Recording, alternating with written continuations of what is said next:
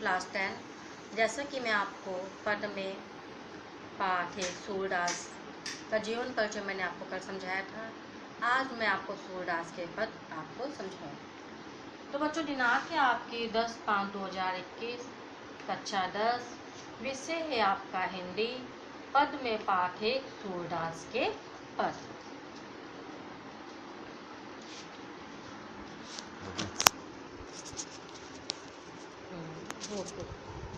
तो चालू है मैं चालू कर लूँगी।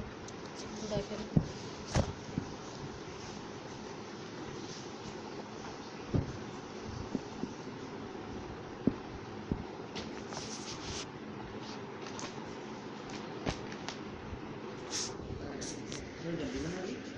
दो बनाई अभी, काफी तो बना ही रहे हैं।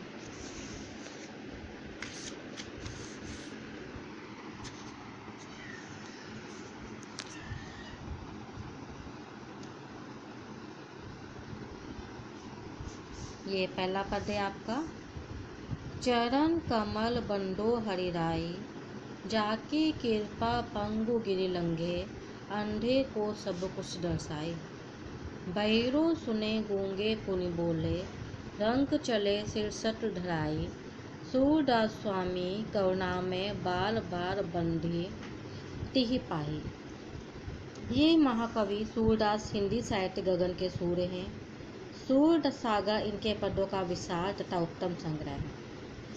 यहाँ पर सूरदास जी श्री कृष्ण के चरणों की वंदना कर रहे हैं और वंदना करते हुए कहते हैं कि चरण कमल बंडो हरिराई, कि मैं श्री कृष्ण के चरण कमल, चरण यानी कमल के समान चरणों की वंदना करता हूँ।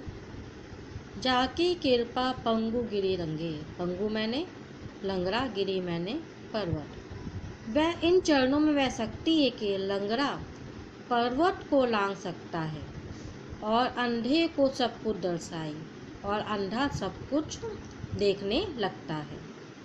बहिरे सुने गूंगे पुनि बोले, जो बहरा है वह सब कुछ सुन सकता है और जो गूंगा व्यक्ति है वह दोबारा बोलने लगता है।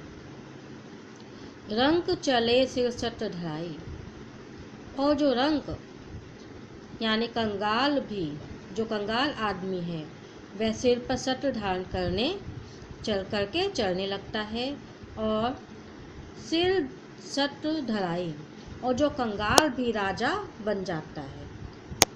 सूरदास जी कहते हैं कि सूरदास स्वामी करुणा में बार बार बंधो तिहि पाही। कहते कि मेरे स्वामी श्री कृष्ण बड़े करुणामय है। मैं अपने दयालु स्वामी के चरणों की बार बार वंदना करता हूँ। तो बच्चों, ये था इसका संदर्भ, ये प्रसंग और व्याख्या। काव्य का सौंदर्य है, सगुण भक्ति की उपासना, शैली आत्मपरक गेय पद शैली, अलंकार रूपक अलंकार है इसमें, भाषा ब्रजभाषा है, रस भक्ति रस है, छंद गेय पद है और गुण प्रसाद गुण है, शब्द शक्ति अभिधा है इसमें। ये तो इसका काव्य सौंदर्य। उसके बाद जो दूसरा है आपका अवगति कुछ, दूसरा है अवगति गति कछु कहत न आवे, जो गूंगे मीठे फर को रस अतरंग ही भावे। परम स्वाद सभी सो निरंतर, आमित तोष उपजावे। मन बानी को अगम अगोचर, सो जाने जो पावे। रूप रेख गुण जाति जुगति, बिनु निरालम कित धावे। सब विधि अगम विचारे ताते, सूर सगुन पद गावे।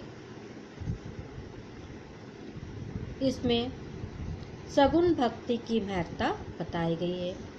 कवि को निर्गुण ब्रह्मा की उपासना करना संभव नहीं होता है, क्योंकि वह निराकार ब्रह्मा क्या है, कैसा है इत्यादि विषय में कुछ कहा नहीं जा सकता।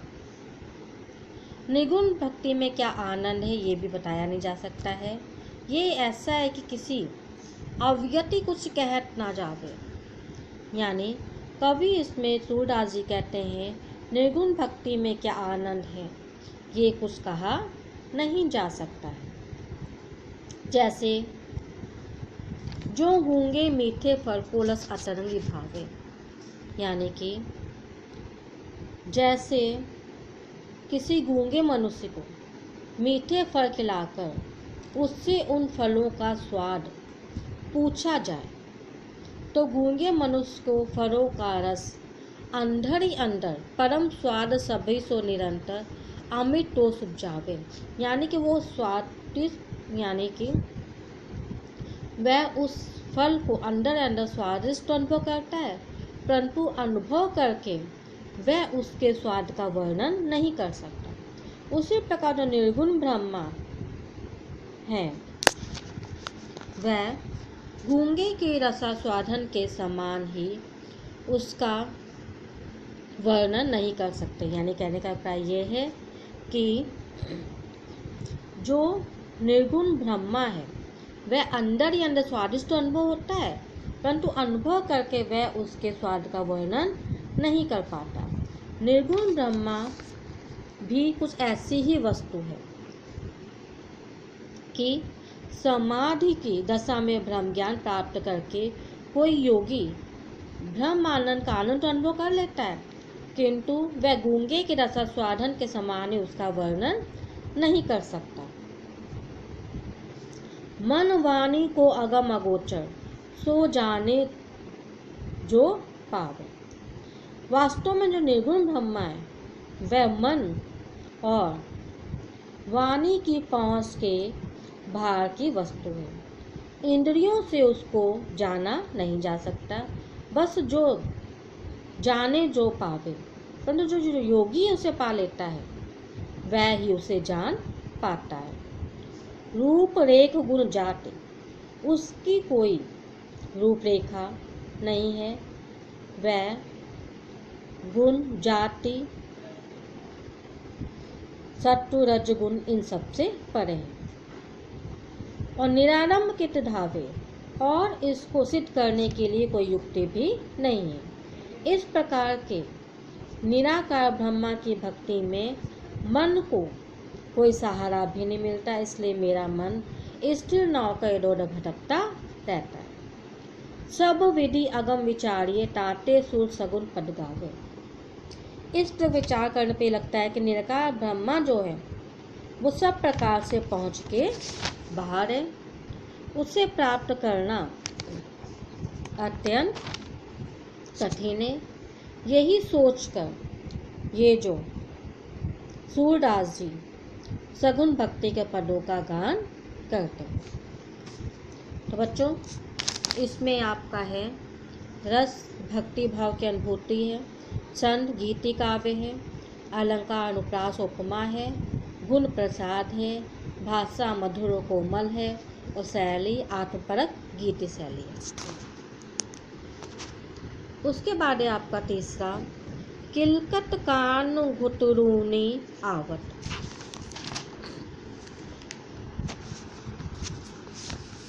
किलकत कान घुतरूनी आवत, मणिमय कनक नंद के आंगन बिंब पकड़बे धावत। इस पद में कवि ने मणियों से युक्त आंगन में घुटनों के बल चलते हुए बालक श्री कृष्ण की शोभा का वर्णन किया है। तो श्री कृष्ण के सौंदर्य बाल लीलाओं का वर्णन करते सूरदास जी कहते हैं कि जो बालक जो कृष्ण है वह घुटनों के बल चलने लगे हैं और राजा का नंद मन में कनक नंद के आंगन बिंब पिकल बिराज, जो नंद का आंगन है वह सोने का बना है और मणियों से जड़ित है। उस आंगन में जब श्री कृष्ण घुटनों के बल चलते हैं तो किलकारी भी मारते हैं और अपना प्रतिबिंब आंगन में पड़ने वाले उस अपने प्रतिबिंब को पकड़ने के लिए दौड़ते हैं और जब किलकरी हसत रजत ते द्वितीय पुनी पुनी ती अवगात, और अपना प्रतिबिंब पकड़ने के जब दौड़ते तो तब वह किलकारी मारकर हंसते हैं। तो उनके मुख में जो दो दांत शोभा देते हैं, उन दांतों के प्रतिबिंब को भी वे पकड़ने का प्रयास करते हैं। उनके हाथ कनक भूमि पर कल्प छाया, ये उपमा एक राजती। उनके हाथ पैर की छाया उस सोने के फर्श पर ऐसी प्रतीत होती है मानो प्रत्येक मणि में उन्हीं के बैठने के लिए पृथ्वी ने मानो कमल फर्श पर कमल का आसन सजा दिया है, अथवा प्रत्येक मणि पर उनके कमल जैसे हाथ पैरों का प्रतिबिंब पड़ने से ऐसा लगता है कि पृथ्वी ने कमल के फूलों का आसन बिछा दिया हो।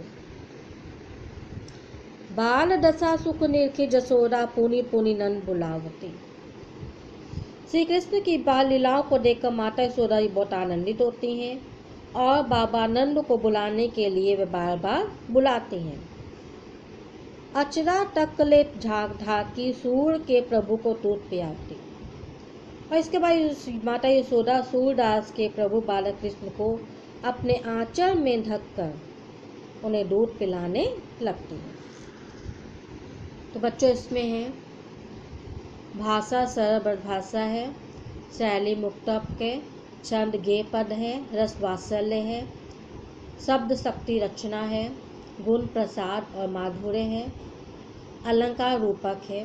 तो बच्चों ये जो 3 पिक जो मैंने पद आपको समझाए हैं, इसकी पिक भी मैं आपको भेज दूँगी ताकि आपको अपने फेयर कापी में करने में कोई भी परेशानी ना हो। तो बच्चों इसमें सूरदास जी ने कृष्ण की बाल लीलाओं का वर्णन किया है।